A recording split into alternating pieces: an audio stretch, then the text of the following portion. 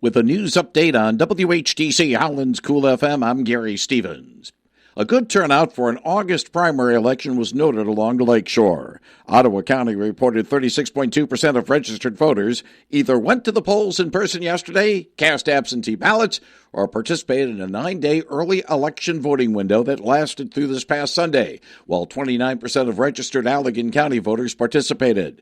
The lakeshore supported the winners of the statewide contested party nomination races for gubernatorial hopefuls John James and Jocelyn Benson, along with Democratic U.S. Senate nominee Abdul Al-Sayed.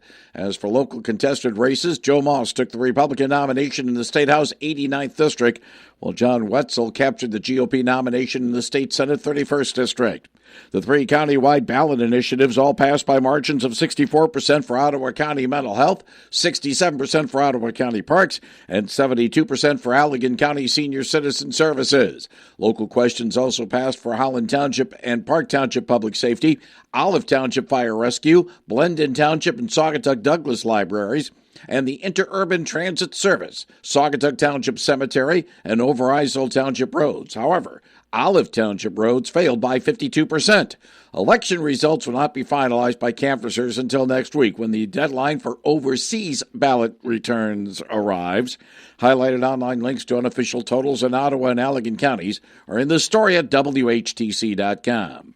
Democratic Congresswoman Hillary Skolten will face Republican challenger, former TV meteorologist Terry DeBoer in the November 3rd election. DeBoer won the GOP primary yesterday, defeating Ryan Cushman for the nomination. The 3rd Congressional District has been a solid Republican seat for decades before Skolten won 4 years ago. DeBoer has been a TV meteorologist for WWMT, WOOD, and WXMI in West Michigan.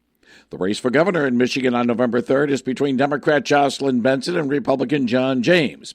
Benson is the current Secretary of State and defeated Genesee County Sheriff Chris Swanson in yesterday's primary. Tonight, the general election begins. Tonight marks our opportunity to grow our coalition to include citizens in every corner of our state who believe, as we do, that the power of the people must always be greater than the people in power. James is currently the 10th District Congressman, and he defeated businessman Perry Johnson in the primary. The primary is over. Now we come together. One team, one fight, one mission to save Michigan. Democrats in Michigan have chosen Dr. Abdul Al-Sayed as their nominee in the U.S. Senate race. They want to tell us that here in Michigan, we're a purple state. That somehow everybody walks around wondering, I wonder where I stand on a left-right spectrum. We are not a purple state. We are a state in need of a movement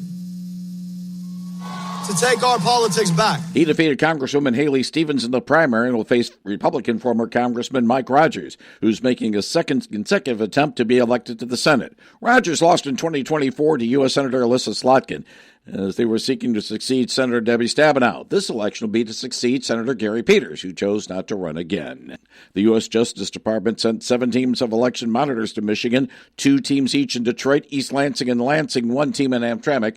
President Trump announced the DOJ's efforts earlier this year. Former Democratic Governor Jim Blanchard, former Democratic Lieutenant Governor John Cherry, former Republican Governor John Engler, and former Republican Michigan Senate Majority Leader Mike Bishop formed the Protect Democracy Project to remind and reassure voters that local clerks run elections, not the federal government, and that the results can be trusted. Cyclosporiasis cases in Michigan have sickened 11,508 people, according to the State Department of Health and Human Services. The deaths of 2 people have been linked to the intestinal parasite, causing sudden and explosive diarrhea. Most of the cases in the state have been in southeast Michigan, and as of July 30th, 193 people have been hospitalized. An armed robbery suspect is in police custody after he was arrested last week by state police. Troopers helped the Muskegon Major Case Initiative arrest the 25-year-old Muskegon man on July 31st, seizing an AK-style pistol and a second gun that was reported stolen during an armed robbery, along with ammunition magazines. The suspect's name not immediately disclosed. Troy Melton and 2 relievers teamed on a 4-hit, 8-strikeout shutout as A.J. Hinch's Detroit Tigers blanked the Mariners in Seattle last night 8-0. You know, I applaud our guys entirely for being able to just play and see where the night takes you. And tonight we played a really good game, and obviously Troy was a huge part of that by by setting a great tone. The series at T-Mobile Park continues this evening with coverage from Dan Dickerson at 9:15 p.m. on WHTC Holland's Cool FM.